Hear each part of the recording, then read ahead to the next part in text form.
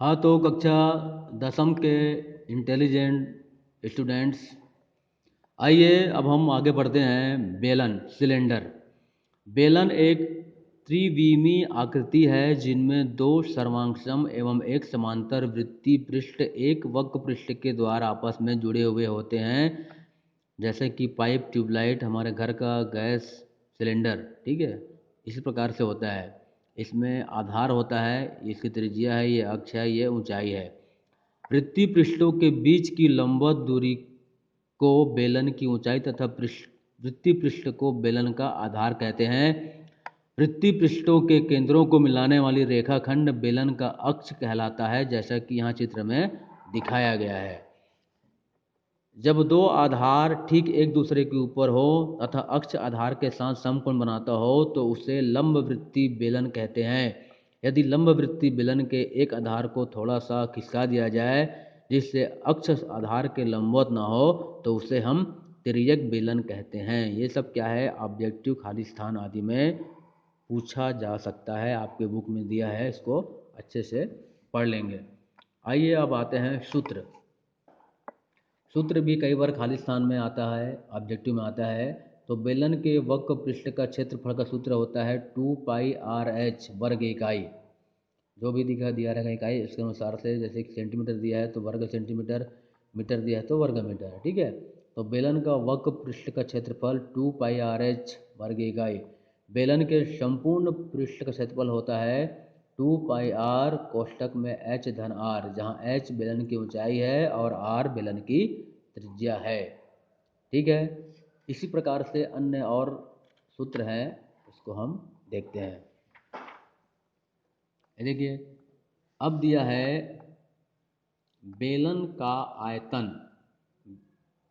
तो बेलन के आयतन को हम लिखेंगे आधार का क्षेत्रफल गुणित ऊंचाई। कई बार प्रश्न में आधार का क्षेत्रफल देता है और ऊंचाई देता है, तो दोनों को गुना करके हम बेलन का आयतन ज्ञात कर सकते हैं। लेकिन यदि ऐसा ना दिया हो तो हम सूत्र उपयोग करेंगे, जैसे कि दिया है सूत्र πr/h घन इकाई।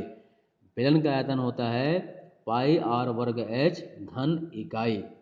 ठीक है, अब आता है उदाहरण 3। उदाहरण 3 बहुत महत्वपूर्ण है, देख लीजिए। एक लंब वृत्तीय बेलन के आधार की परिधि 44 सेंटीमीटर है। यदि बेलन की ऊंचाई 10 सेंटीमीटर हो तो बेलन का वक्र पृष्ठ एवं आयतन ज्ञात कीजिए। तो माना कि बेलन के आधार की त्रिज्या r है, ऊंचाई h है। ठीक है, तो बेलन की ऊंचाई h बराबर 10 सेंटीमीटर बुक में दिया है। ठीक है, ये और बेलन के आधार की परिधि 2πr बराबर 44 सेंटीमीटर है और पाई का मान होता है 22/7।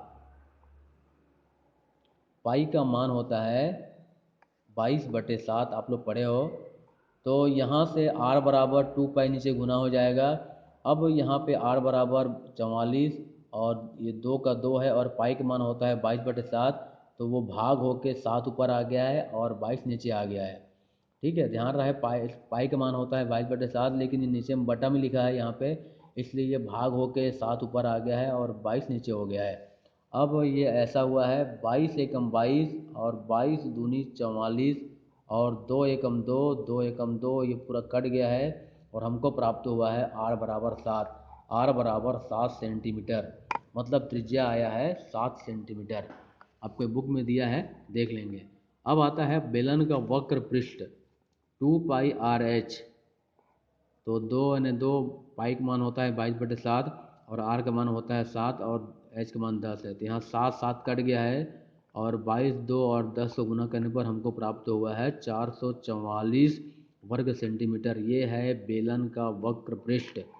अब आता है बेलन का आयतन πr/h। पाई का मान 22/7, r का मान 7, वर्ग है इसलिए 2 बार 7 लिखा गया है और h का मान, ऊंचाई का मान 10 है। ये 7 और 7 कट गया है।